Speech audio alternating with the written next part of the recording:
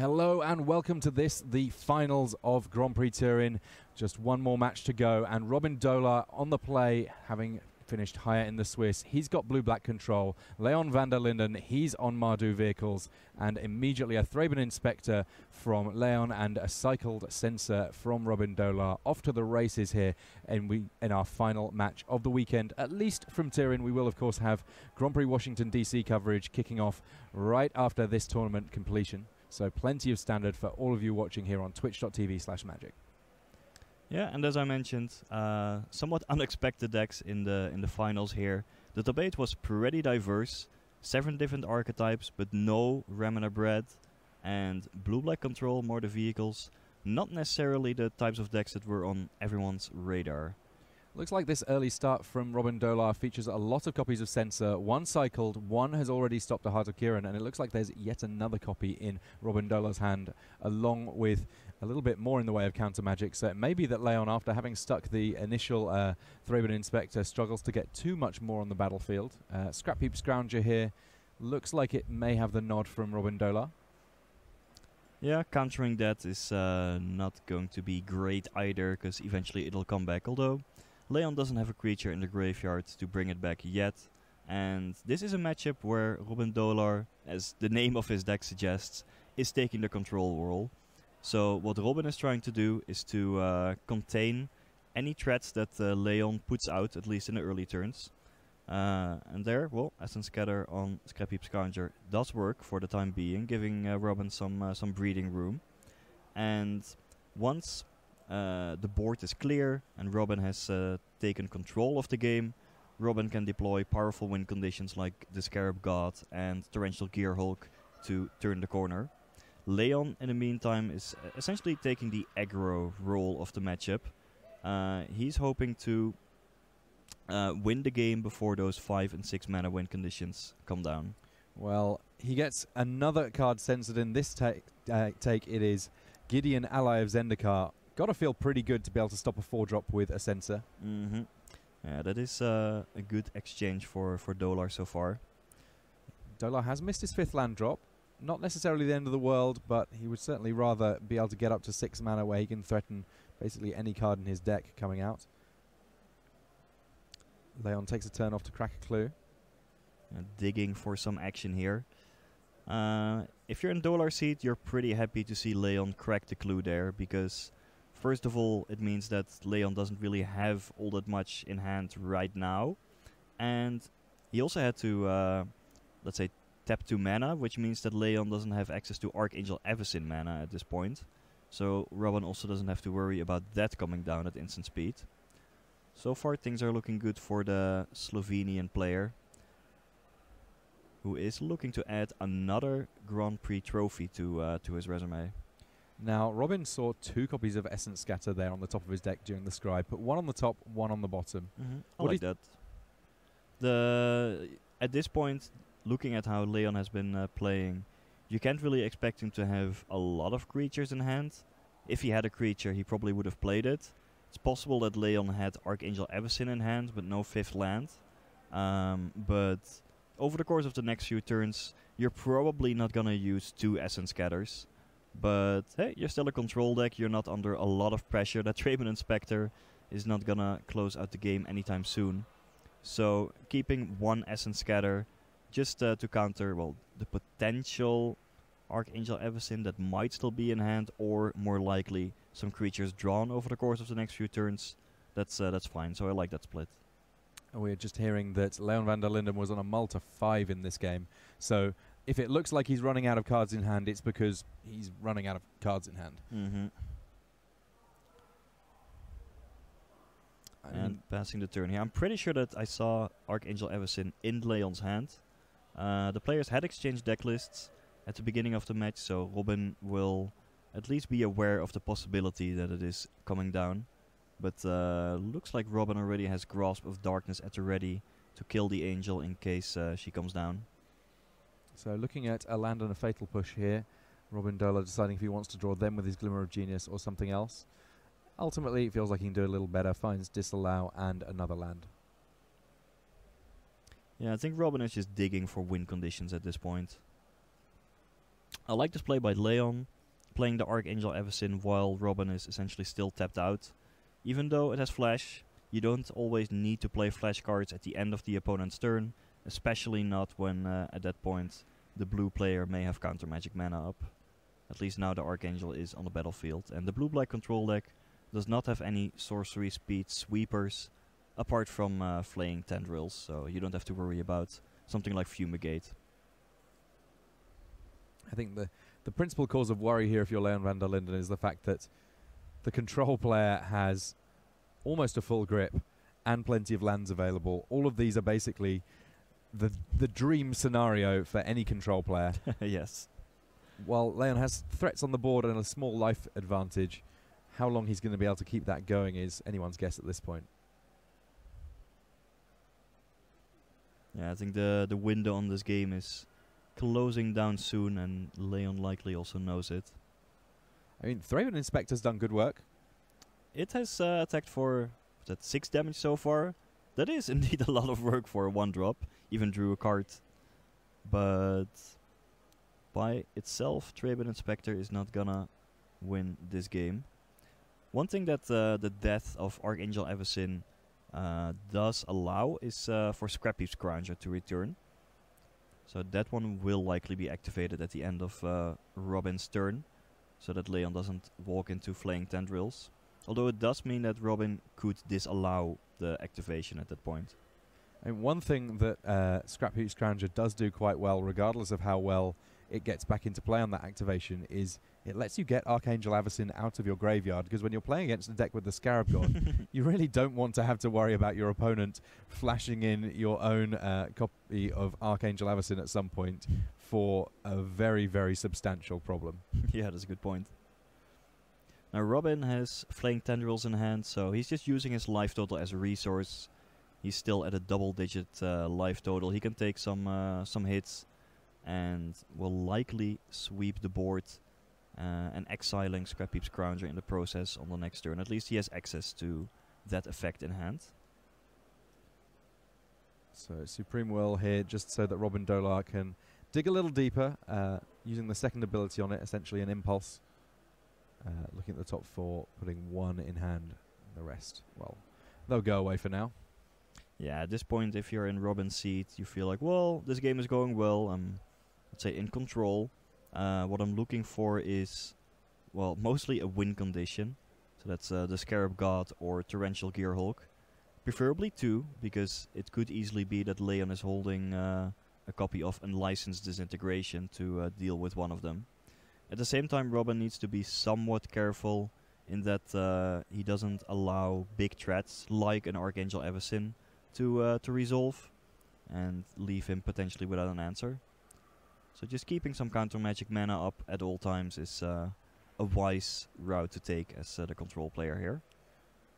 Well, now we get an opportunity to get rid of Scrapheap Scrounger for good. Flaying Tendrils, giving creatures -2/-2. And if it kills them, well, they're going to get exiled. There's a nice play by Leon. I said, I think before this match, that Fatal Push is just a completely dead card, at least in game 1, because Robin doesn't have any creatures that cost 4 mana or less.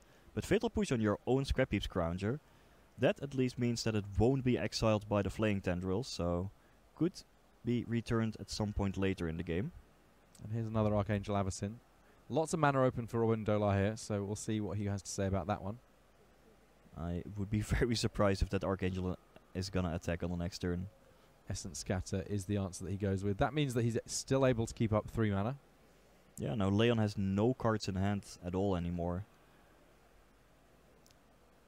Yeah, living off the top of his deck here and watching on. I think that Robin Dolar has actually had a copy of the Scarab God in hand for a little while now. Has just been waiting for an appropriate time to deploy it, and well, I think the time is nigh. Gets to play it with 4 mana up immediately. Yep, and good play by Leon. Quickly respawned to the Scarab God by activating the Scrapheap Scrounger so that Robin cannot respawn to the Scrapheap Scrounger activation by then exiling the Scrounger. This is going to be a complicated stack otherwise, but No, Dolar is in full control of this game. Even has a disallow as backup in hand. I don't think there's any creatures to no need for that yet.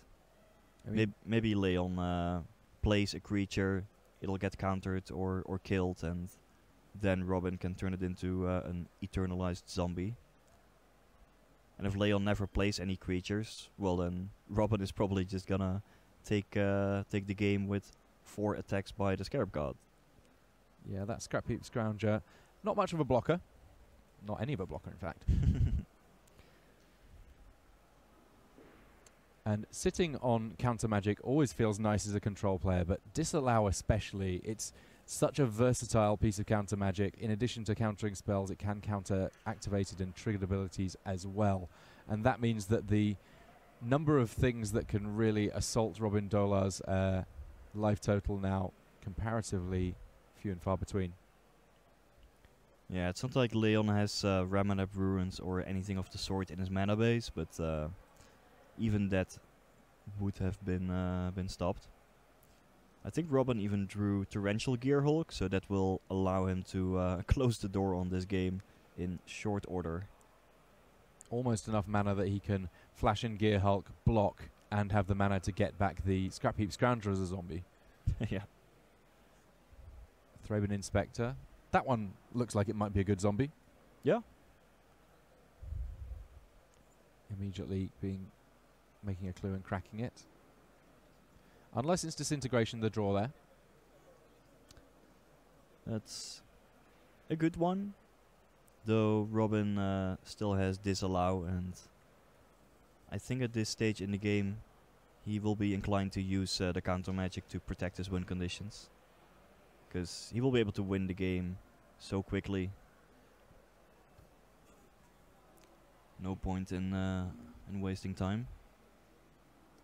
Goes for a Glimmer of Genius here, and when there's creatures on the battlefield and the control player chooses to draw cards rather than removing them for their effectively free effect. Yeah, we are we're in the end game. Yeah. And typically Glimmer of Genius is one of the best cards in terms of card quality that you can flashback with Torrential Gearhulk. So Unlicensed Disintegration here targeting Torrential Gearhulk. We've got a nice stack going on here. Disallow on the Unlicensed Disintegration. And Leon van der Linden picks up his cards. He's at 15 life, but he can read the writing on the wall. He is going to have to try again, and for him it's going to have to be 2 games on the bounce if he's going to be lifting the trophy here in Turin, Italy. Robin Dolar just 1 game away from lifting another Grand Prix title. Yep. Yeah, there was just no way that Leon was coming back from that position. Once you get to the late game, which we were in, the Mardu Vehicles deck is just not very well positioned. Maybe unless the opponent is at 3 life and you can sneak in some final damage via, say, Unlicensed Disintegration or Walking Ballista.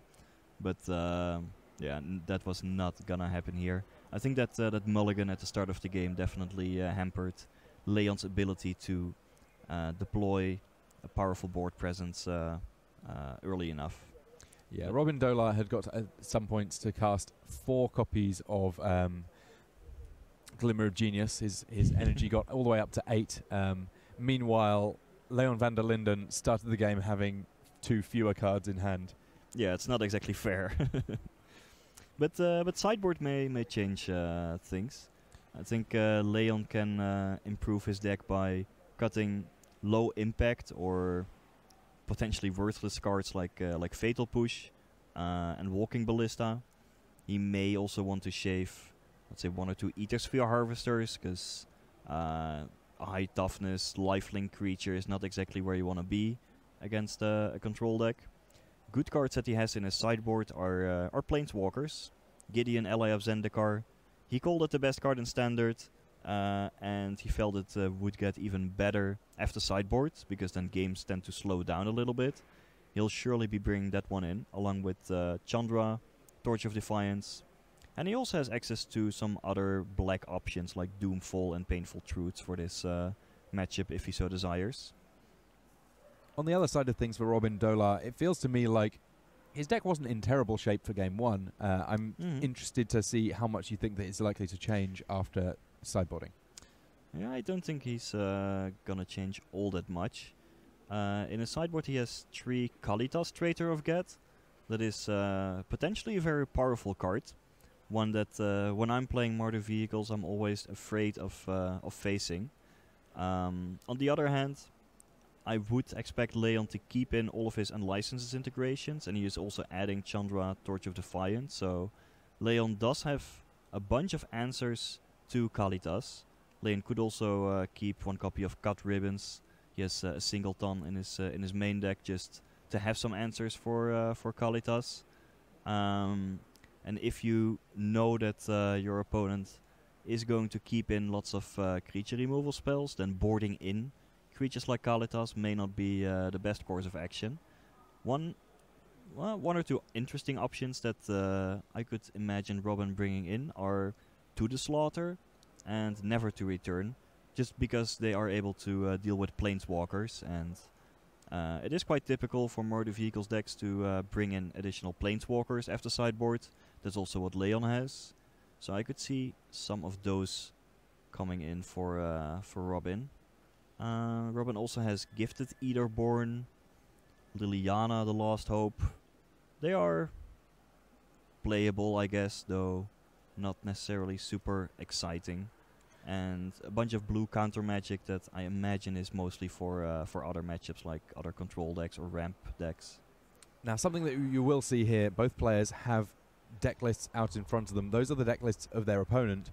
Once you get into the top 8, there is full access to deck lists. So any kind of gamesmanship in terms of how many creatures are going to be in each deck after sideboarding is done with full information rather than based on suspicions as to what the lists are. And that's something that I think in some respects opens the door to playing mind games on how many creatures, especially someone like Robin Dolar, would bring in for subsequent games. It makes them a little bit more effective. Yeah, well, that's certainly a good point.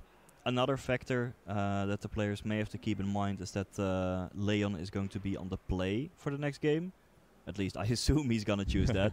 And typically when you're on the play, especially when you're playing still an aggro deck versus a control deck, you want to be making sure that you can hit your curve, right? That you can play creatures early on and punish any stumble by the blue-black control deck, not give them any time or opportunity to leverage their Glimmer of Genius. And that often means going a little bit light on answers and removal spells.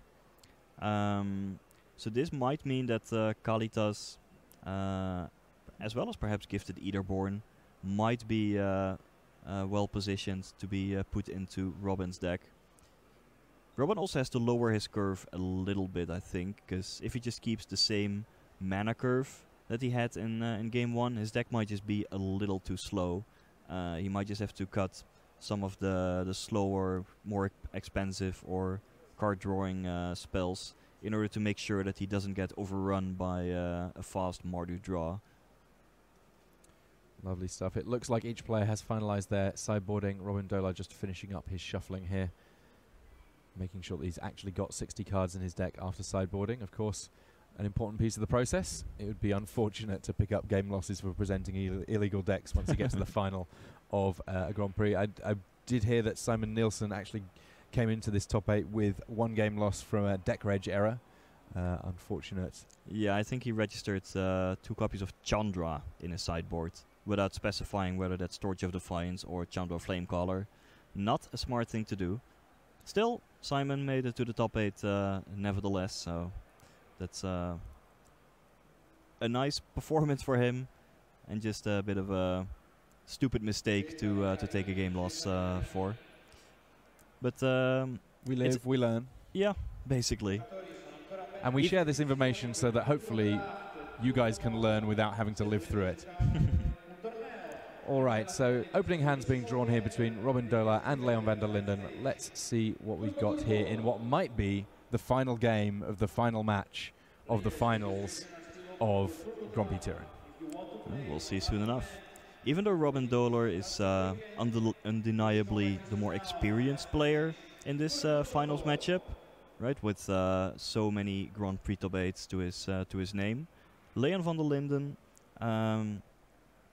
is also no newcomer to Premier level play. He recently qualified for his first Pro Tour at the last RPDQ, so he's been on quite a magic roll. We'll see him at 2 Pro Tours then, I believe. And he also played the World Magic Cup for the Netherlands last year. So you may not know his name all that well right now, but he is doing quite well for him. Looking forward to the World Magic Cup this year in Nice. Of course, Nationals season is fast approaching.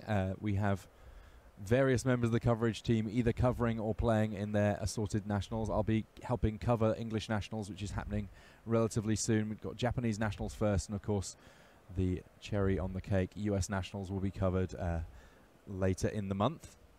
Yeah, it's going to be exciting to see that tournament in action all around the world. It's always a special event, Nationals, and it's not that difficult to qualify for. Just need to assemble the Planeswalker points and show up and come there for an excellent weekend. Yeah, it looks like Robin Dolar has kept his 6, just considering his scry. That one card there, all out on its lonesome. Will it be the top of the deck? Will it be the bottom? He says, you know what, that one's good enough, I'll draw that one. And he will be drawing on his first turn because, as expected, Leon van der Linden on the play and kicking things off here with the more aggressive of his 1-drops, that being Toolcraft Exemplar.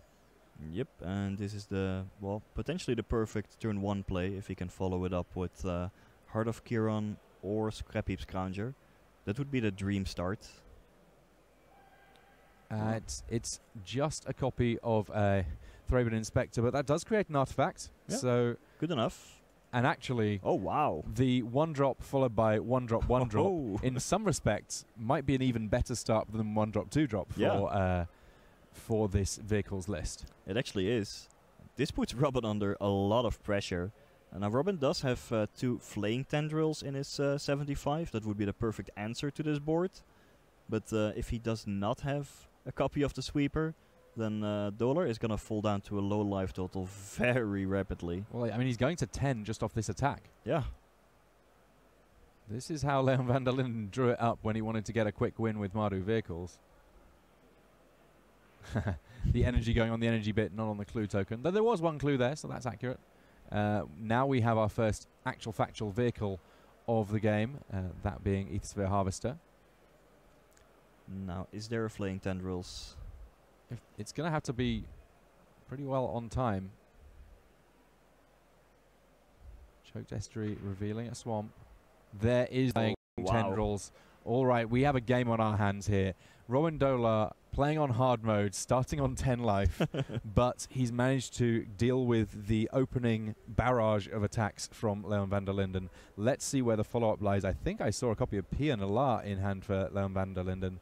That one good option. Another great option, though. Here's Chandra. Probably even better. Defiance. In foil, no less. Stylish. Yeah, Chandra is probably even better. Pia would have allowed Leon to animate the Aethersphere Harvester and then get in for 3 damage. But the Planeswalker is just a more powerful threat in general. It also deals 2, so close to 3. Robin Dolar on 8 life and really needs to pull something together here if this is not going to go down to the 3rd game. Yeah, one of those sideboard copies of To the Slaughter or Never to Return would be perfect here to deal with the Planeswalker. Without them, it's going to be tough. Even attempts to pressure the Planeswalker with something like Kalitas, if Robin even boarded it in, wouldn't really work against Chandra's -3. So Leon van der Linden here, firmly in the driver's seat, if you'll excuse the vernacular for this vehicles deck. 6 loyalty now for Chandra. Is it realistic to think that we might see a Chandra Ultimate in this game? I think that is realistic, yes. Could easily see that. Here's Pia Nalar. Okay, I thought actually Leon was gonna exile the top card, but instead he goes for the mana. One reason to do that is to play around Supreme Will, so you have 3 mana up to pay for the counter magic. And even if Robin doesn't have Supreme Will, you still have mana left over for a Pia activation or potentially a Clue sacrifice. So you can always put that mana to good use. So yeah, Pia has activated to give the Ethersphere Harvester an additional point of power. That meaning that Robin Dolar is clinging on with just 4 life remaining. And I do think that Robin had Supreme Will in hand. Yes, he did. So Leon definitely chose the right mode on Chandra there. So he sees a few good ones. Kalatas did come in after sideboarding, but I don't know whether or not that's going to be quite enough at this point. Chandra particularly good against Kalatas, the -3 ability enough to deal with the legendary vampire. Yeah, this is this is gonna be tough for Robin. I mean, he has to deal with essentially 4 troublesome permanents at this point over the course of 2 turns. Like if he boarded into the Slaughter, maybe he can cobble something together with that, but he also needs Delirium. I think it's gonna be really, really difficult to get out of this. But again, if anyone can do it, it's Robin Dolar, but I would be surprised. Never to return the pickup there for Robin Dolar. Alright, so let's see. Maybe he can destroy Pia, then hope that Leon has literally nothing, just lands, so that Ethersphere Harvester won't even be able to animate, and then also never to return Chandra. I guess that's a plan. So one part of the process, getting rid of Chandra. Yep. Then we're going to get rid of Pia. So this plan is not going to work if Leon has any pilot for the Ethersphere Harvester, but if Leon bricks, nope. That will do it. All right. A very straightforward strike back from Leon van der Linden. It will be going to a final game. And that was the power of Mardu vehicles that we saw so long ago, it feels like now. Mardu vehicles just absolutely dominating the Pro Tour back when we were sort of first getting used to the notion of Smuggler's Copter not being around anymore. Yeah, there was Pro Tour Ether Revolt, where there were 6 copies of Mardu vehicles in the top 8. And then in the months after that, it definitely dominated Standard along with several other decks. In recent weeks, we hadn't really seen all that much of Mardu vehicles. Basically, after Hour of Devastation was released, one of the reasons for that was the release of Abrade, which is just a perfect answer to Heart of Kiron, one of the key cards in Mardu vehicles. But it's still a strong deck. As you saw this game, Toolcraft Exemplar, perhaps the most aggressive creature available in Standard. 3 power for 1 mana is just a ridiculous deal. And when you have 2 of them on the play early on, you put on so much pressure. I think it's worth pointing out as well that Robin Dolar did put up quite a fight in that game. He did. I mean, the Flaying Tendrils on turn 3 was absolutely clutch. He was on 10 life before really anything had happened for him in the game. Managed to deal with the creatures that were in play there, but there was just still so much to deal with, and we saw the power of vehicles themselves, which is to say that even after all of the creatures had been removed, it didn't take nearly as long for Leon to rebuild because he already had Ethersphere Harvester in play. Yeah, and yeah, coming back to vehicles, perhaps one reason why Mardu vehicles may have done well in this event was that we saw a lot of blue-white approach decks, right? The deck that just tries to answer cards 1 for 1, play Fumigate, and then 2 copies of Approach of the Second Sons. If a large part of your threat base is immune to Fumigate in particular, due to being a vehicle or a planeswalker or maybe a Scrap Heap Scrounger, then you can easily shrug off that sweeper and beat those blue-white approach decks way more readily than a deck like, say, Temur Energy, which is very much reliant on board presence with creatures. So, still Standard is evolving and developing, and sometimes it's worth going back to an old favorite. I mean, I think that in general, there's a huge amount to be said for playing the deck that you know, playing the deck that you like. Even if you're losing, if you're playing a deck that you're enjoying playing, I think you get quite a lot more out of it. And that means that just little things like getting more test games in. Yeah. If you're having a good time while you're testing, that means that you'll play more test games. That means that you'll get a better feel for the format overall. That means that when it comes to these clutch situations, you've got a bigger experience base to pull your ideas from in terms of what to do, and you feel more comfortable just in your own skin while you're playing those matches. It ends up mattering a lot. It may just seem like a couple percentage points, but over the course of an entire tournament, knowing all the matchups, feeling like, yeah, I've played this before, I know how this game will go, that definitely helps. It's also a very long GP to play if you're going to win. I mean, this is a relatively small GP, something a little under 1,000 players, but playing through all of these rounds with a deck where you just feel comfortable with it in every moment, it will feel like that time will fly by. Mm-hmm. If you're kind of learning by doing a little bit as you're going along, that's a tough old weekend. Yeah, well, I mean, essentially in Standard you can go by two approaches. Either chase the metagame every weekend and try to be one step ahead. This is what people like, for instance, Brad Nelson and Corey Baumeister are very good at. And that can definitely work. You can easily be successful with that. But it also requires that you put in a lot of time testing new decks every week and figuring out what might be best for the next weekend. And the other approach is just take a deck at the beginning of the season and keep playing it for a year. Sometimes you will find that your deck of choice is not very well positioned in the metagame, but hey, you can still keep playing, build up that experience base, and then eventually you might just find yourself in a weekend where it is well positioned or luck falls on your side, and because you're making the right decisions more frequently than the people who are changing decks every week, that is an advantage you can leverage as well. And I know that this is something that you, especially at the start of this last year of Pro Tours, were very keen to experiment with, that you locked in on decks very early for each Pro Tour. I did, and then were able to get your testing in, get more games in perhaps than many of your opponents, and presumably when there were a week and a half to go, if you wanted to, you could spend that time either relaxing, getting in the time zone, or drafting a whole lot. Yep. Well, as I mentioned, I think both approaches have merit.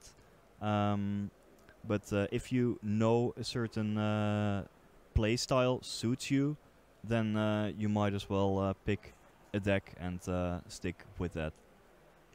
All right, we're kicking things off here in what will be the final game of GP Turin. After this, we'll be heading across to Washington, D.C. for the later stages in that tournament. Scrap Heap Scroungel, the first play here from Leon van der Linden. He did not have a one-drop in this game. And, of course, on the draw, he has a lot more to worry about cards like Censor. There is a Censor in hand for Robin Dolar here, but Scrap Heap Scrounger, a bit of a messy one to counter because it could come back from the graveyard. As it stands, Robin Dolar actually going with a Fatal Push instead, perhaps hoping to snag something bigger and better with his counter magic later. Yeah, that's fair. He also keeps the option of cycling Censor in case he starts missing land drops, and it's probably more important to be able to counter something like a potential Pia Nalar on the next turn. Rather Censor that than Fatal Push the token. But also be able to censor, say, Gideon or Chandra if they end up coming down. So Dispossess being... no, it's Doomfall. Doomfall being played here in order to get cards out of Robin Dolar's hand one way or another. Either they reveal their hand and you're going to choose an online card and exile it, or in this case, Robin Dolar's going to pay 2 mana, reveal Censor, and put Doomfall in the graveyard. Yep.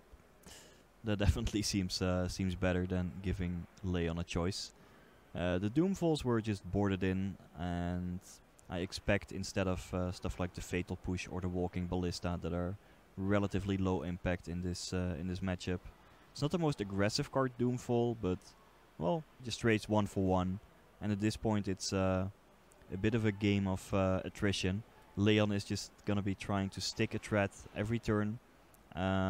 And hope that one sticks, at least before the heavy-hitting 5 and 6 mana creatures from Robin start coming down. So here's that Chandra that proved so potent earlier in the match. This time round, I believe that there's a couple of different options available to Robin Dolar in terms of counter magic. He's got a negate. He's also got a Supreme Will. He's got the Scarab God and Grasp of Darkness. Those are his 4 cards. Pretty solid 4. Yes, indeed. On the one hand, countering it with negate might be more appealing because Supreme Will has a bit more utility, but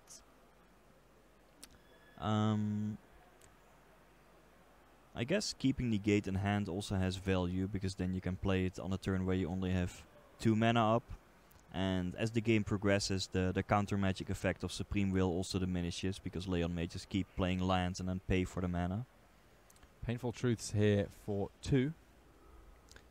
So suddenly it seems like Robin is the aggro deck in the matchup. Robin has the only creature on the battlefield. So and now Leon is spending mana to draw cards. Declaration and indeed in Stone. to remove creatures. Declaration in Stone, the perfect answer to the Scarab God. Exiling it, yes, Robin Dolar gets a clue token in return, but that a rate that Leon van der Linden certainly does not mind.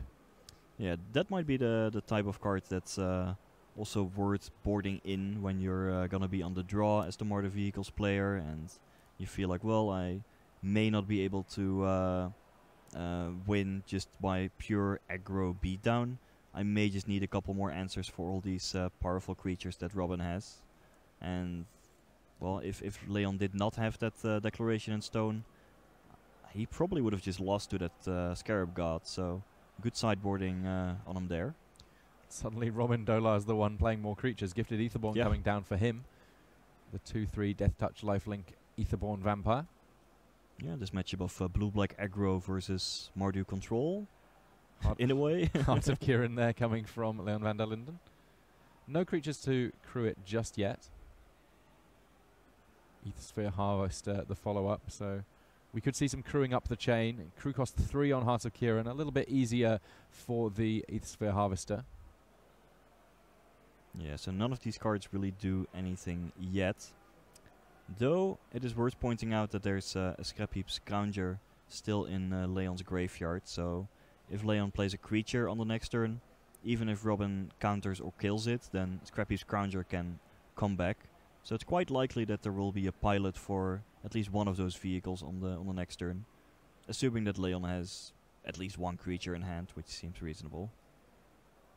Grasp of Darkness and Negate in hand here for Robin Dolar. Chooses to let that Aethersphere Harvester resolve. Yep. Meanwhile, Robin Dolar cracks the clue that he was so generously given by Leon van der Linden. Draws himself into Kalatas, Traitor of Get, and then also finds a land on the top of his deck. So Robin could have countered some of these vehicles, but I think he might just be going for a game plan where he's trying to deprive Leon of any pilots throughout the game, if at all possible, leaving him with 2, well, cars in a parking lot without a pilot. That might be the game plan that Dolar is on at the moment. Though it's not, if he goes for that plan, it's not always easy to just kill every single creature that Leon might make. So there's Gideon and Scrap Heap Scrounger in hand here for Leon van der Linden. If he plays the Scrap Heap Scrounger, then he can definitely get a creature in play one way or another. Either the one that he's just cast or one of the 2 that are in the graveyard if it gets countered in order to get it in using the ability on Scrap Heap Scrounger. Heart of Kiran gets crewed, swings in. Pretty straightforward set of attacks there.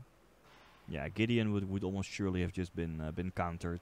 So I like this play by Leon.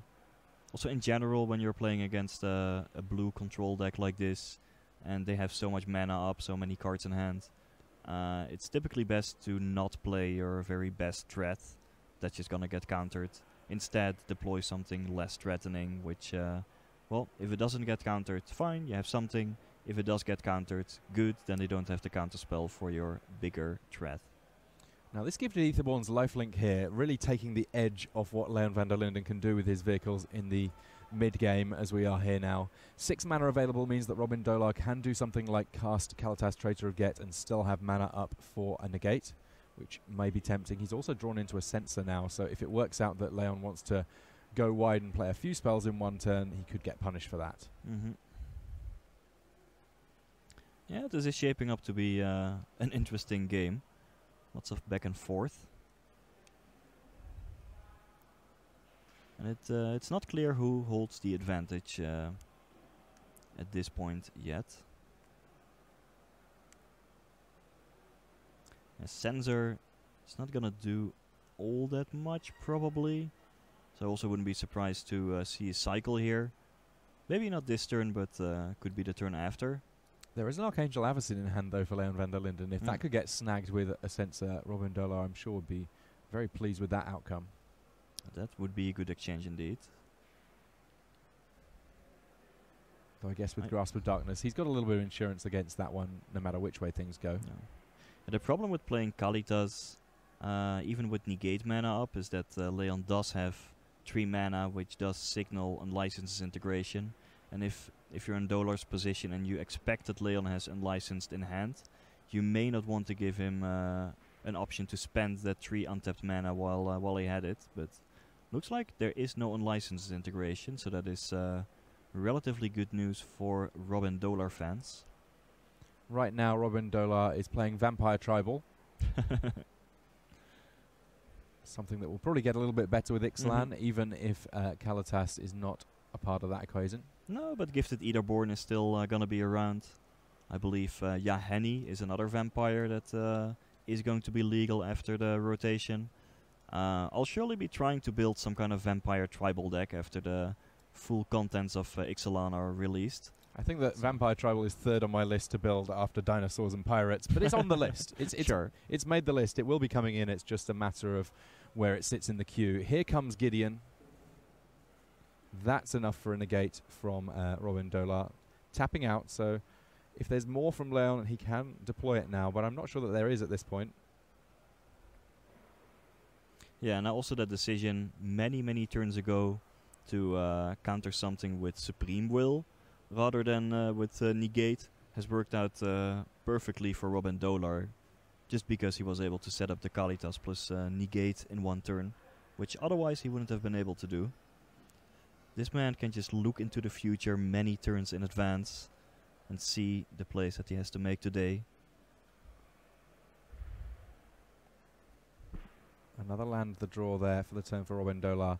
Fairly soon he may be looking to start killing off creatures so that he can create zombies with his Kalitas. I think he might have just found a way of doing so. Yeah, he has a Grasp of Darkness. I guess Robin could start by, let's see, attacking with... If you attack with Kalitas, then Leon can crew Ethosphere Harvester, but you would be happy with that because you can grow Kalitas to a 5/6 if need be. Not sure if you want to be attacking with the Gifted Eaterborn, but well, that one might as well get in there as well. It has that touch, so nothing really bad can happen from that. At some point, Flaying Tendrils that he's just drawn might be a nice answer to that Scrap Heap Scrounger. Doesn't trigger the Kalitas though.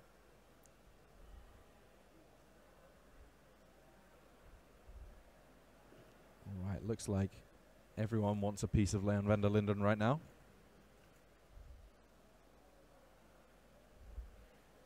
So, Heart of Kirin gets crewed here. If Robin Dolar chooses to fire off his Grasp of Darkness on the Heart of Kirin, then there could be a new crewing in response as things stand. Robin Dolar's trap was activated.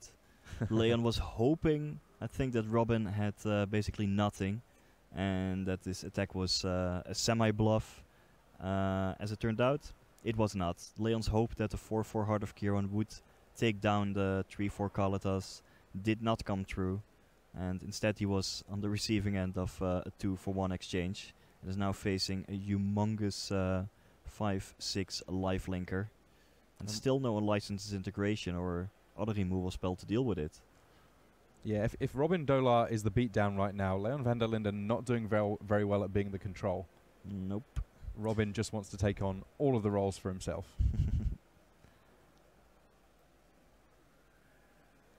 Yeah, to me this looks like it's gonna be a removal spell or a bust on the next turn, because Sure, Leon has Archangel Avacyn, but that's not exactly going to help all that much. It might block for a turn. Could even block and take down Gifted Eaterborn if it comes to that, but it won't be able to take down Kalitas. All those vehicles have not really helped Leon all that much. Not the best blockers, that's for sure. Leon van der Linden sitting back. He's got a few cards in hand here, so that enough to give Robin Dolar pause. I'm pretty sure that Robin is expecting Archangel Avacyn here. And how bad is Archangel Avacyn for him here? It's not so bad. At least Kalitas can attack unopposed. If you really expect Archangel Avacyn, you may not want to attack with all your creatures, because then you give one up for basically no value. It's an interesting attack with the Gifted Eaterborn here. Feels a bit ambitious, unless Robin has a removal spell for the Archangel. In that case, it would be fine.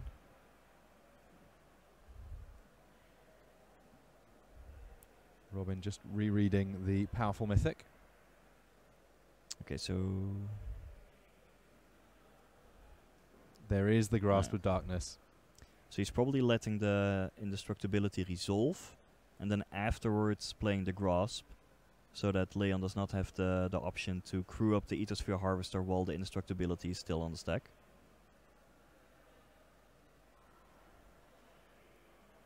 More zombies.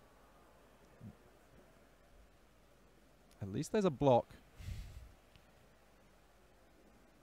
Yeah, but this just feels like desperation moves for Leon. At this point, the blue-black control deck is in such a good position. It's a blue-black beatdown deck at this point. Sorry, that was blue-black aggro versus Mardu control, but Mardu did not really succeed at being a good control deck here.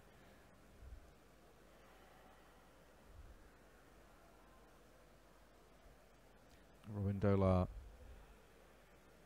going to decide whether or not he'd rather force some more damage through here and I guess stop any lifelink from Leon, or if he just wants to trade off with that Aethersphere Harvester.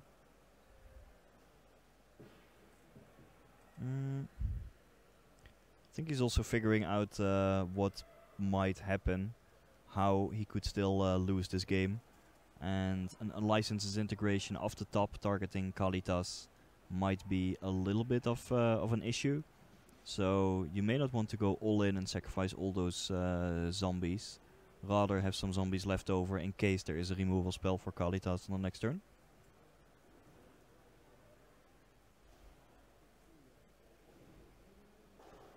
Alright, looks like we have got a Kalitas activation. He's eating one of those zombies, getting in a little bit more damage here. I know that Gifted Eaterborn, it's a vampire, but it's not a zombie, so you can't even sacrifice it to Kalitas if you like. But trading it for Aethersphere Harvester is a perfect one-for-one trade. Can't Kalitas eat vampires as well? I may be misremembering. I've only ever seen it eat zombies. It's vampire or zombie, you're right. You could have sacrificed it. He's a hungry hippo, that one.